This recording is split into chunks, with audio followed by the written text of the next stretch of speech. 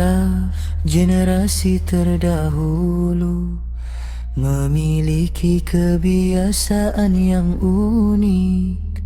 6 bulan mereka berdoa agar amal Ramadan diterima. 6 bulan berikutnya lagi mereka memohon dengan tangis agar dipertemukan dengan Ramadan lagi. Betapa cinta mereka pada Ilahi. Maka marilah kita berdoa dengan hati yang tunduk dan rendah. Rabbana taqabbal minna, terimalah ibadah kami yang hina. Wa tub alaina, terima mantubat kami. Innaka antat tawwabur rahim. Sungguh engkau maha penerima taubat, maha penyayang, maha pengasih.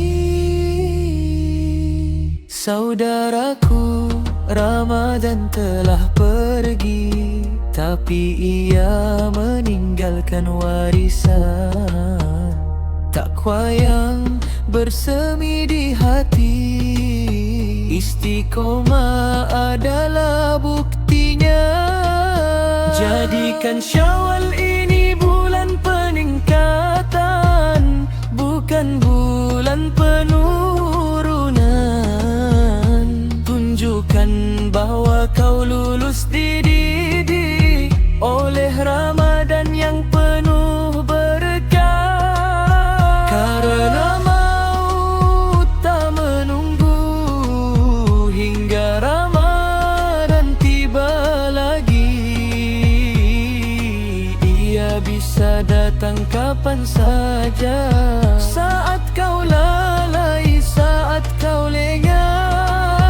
Maka berpeganglah pada tali Allah bersama orang-orang yang syalih. Niscaya kau akan selamat dunia akhirat bersama kekasihnya.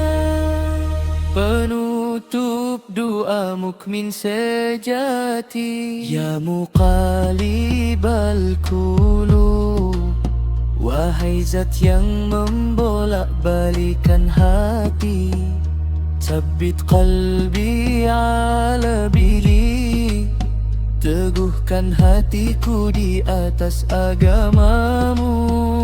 Ya musabbibal asbab, wahai zat yang mengatur sebab, wafiqni li thalabika, bimbing aku untuk selalu mencarimu. Ya Hayyu ya Qayyum, wahai zat yang maha hidup, maha berdiri sendiri. Rahmatika astahid, dengan rahmatmu aku memohon pertolongan. Jadikanlah kami hamba yang istiqomah, yang mencintaimu di setiap waktu, bukan hanya di bulan Ramadan, tapi hingga akhir hayat kami.